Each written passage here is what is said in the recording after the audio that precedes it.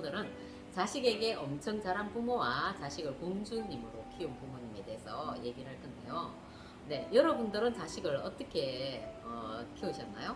네, 저는 이제 자식을 이렇게 해서 형제를 둘이 키웠는데, 근데 어떤 상황에서 아이들이 이제 트러블이 이렇게 있거나 하면은 어떻게 이 트러블을 해결할 것인가, 이제 여기에 대해서 어떨 때는 또 바른 분별이 서지 않을 때도 있고 그럴 때가 되게 많았었는데, 그런데 어, 이제 예전에 제가 어떤 TV 프로그램을 이렇게 보다 보니까 미국의 어떤 젊은 부부가 이제 한국으로 여행을 와서, 근데 아이들 나이가 한 4살, 5살밖에 안 되는 거예요. 그런데 이 친구들이 어떤 공공장소에 갔는데 막 뛰어다니는 거예요. 술래잡기를 하면서. 근데 이 젊은 부부가 아이를 손을 잡고 이 공간에서는 왜 뛰어다니면 안 되는지, 그리고 뭐 어떻게 해야 되는지, 그리고 다음 장소에 가서 우리가 이제 같이 놀자 하고 이렇게 아이에게 논리적으로 조금조금 이렇게 설명을 하니까 이 친구들이 딱 알아듣는 거예요. 4, 5살밖에 안 되는 애들이. 그래서 되게 좀 신기하게 이렇게 봤었는데, 근데 사실 저는 이제 그렇게 하지는 못했어요. 못했고, 이제 좀 경험으로 이렇게 경험시켜 주려고 이제 했던 부분들이 많고, 제가 좀 후회가 되는 건 아이들과 좀 많은 대화를 했었어야 되는데 그 대화를 하지 못한 부분들이 이제 좀 후회가 되고요. 그리고 또 왜 우리 부모님들이 왜 아이들에게 자기 전에 동화책 되게 많이 읽어주잖아요. 그런 것들은 아주 저는 바람직한 거라고 생각하고요. 요즘은 사실은 유튜브나 이런 것을 매체를 통해서도 이렇게 동화책을 여러 개 딱딱 해갖고 오디오북으로 묶어놓은 거 되게 많잖아요. 그런 것들을 이렇게 이제 들려주기도 하고 읽어주기도 해서 아이들과 이제 왜 토론 문화를 많이 가져갔으면 좋겠어요. 그 토론 문화를 이렇게 가져가면 아이들이 어떻게 되냐면 자기 표현을, 자기 생각을 이끌어내는 작업을 계속 해줬을 때는 자기 표현을 아주 잘하게 되잖아요.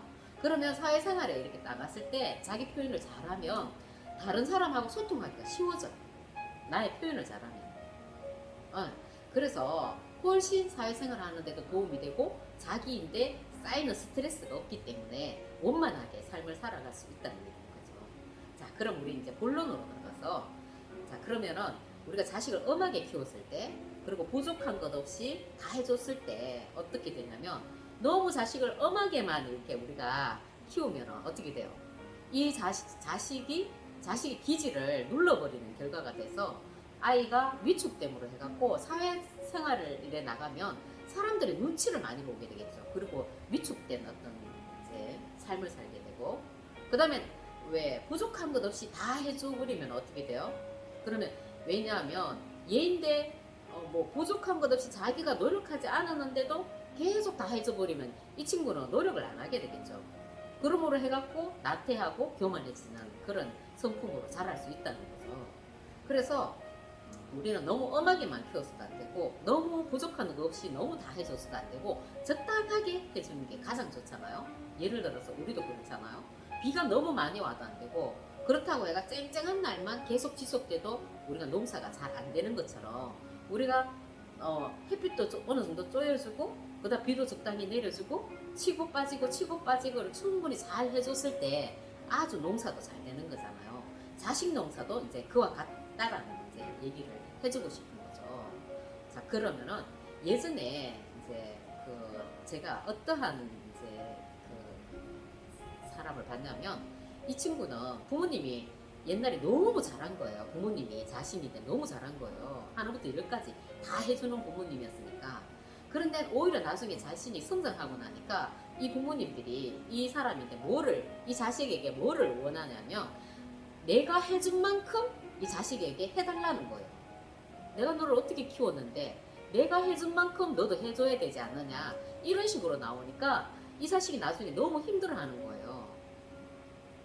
뭐 왜냐면 받은 게 많다고 자기도 느끼는데, 그래서 부모님인데 뭔가를 해줘야 되는데 부모님이 그 요구를 하고 있는데 자신은 지금 자기의 어떤 그런 과정을 자기가 가정을 만들어 놨기 때문에 이 과정에도 자기 자식에게도 신경을 써야 되잖아요.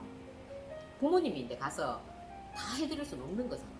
그래서 좀 그 사이에서 많이 힘들어하는 걸 봤거든요. 네. 그리고 또 어떤 분은 부모님이 너무 자신이 어렸을 때 공주처럼 이제 이분을 키운 거예요. 그러다 보니까 뭔가 왜 자식에게 어려운 어떤 과제도 숙제도 좀 주고 심부름도 시키고 막 이런 식으로 도전적으로 키워야 되는데 그냥 온실 속의 화초처럼 이렇게 키우다 보니까 도전 정신이 이제 모자라는 거예요. 그러다 보니까 자신이 뭔가를 시작하려고 할 때 너무 두렵다는 거예요.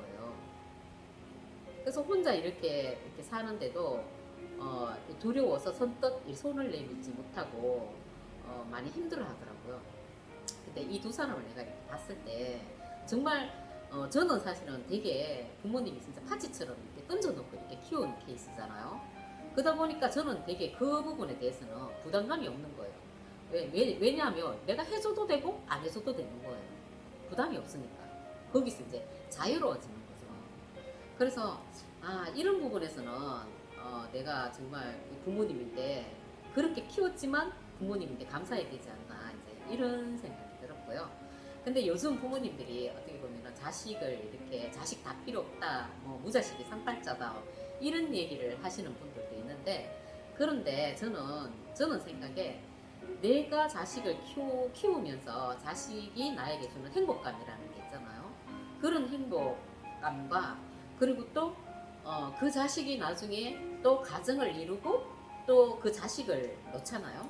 그러면서 또 사회를 위해서 또 헌신하면서 살아가야 하는 부분이니까 저는 그걸로도 충분하다고 생각을 하고 그리고 그 자식이 내가 그 자식에게 해줬다고 해갖고 자식이 또 나한테 꼭 다 그걸 돌려줘야 될 필요는 없는 거잖아요. 이거는 자식 마음이겠죠. 주든 안 주든 그건 자식 마음이겠죠. 근데 그건 어떻게 보면 이제 본인의 선택에 이제 달려 있는 거고, 어,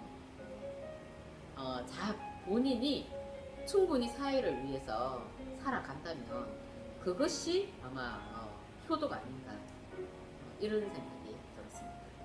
네, 이 강의가 좋으면 좋아요, 구독 부탁드리겠습니다. 감사합니다.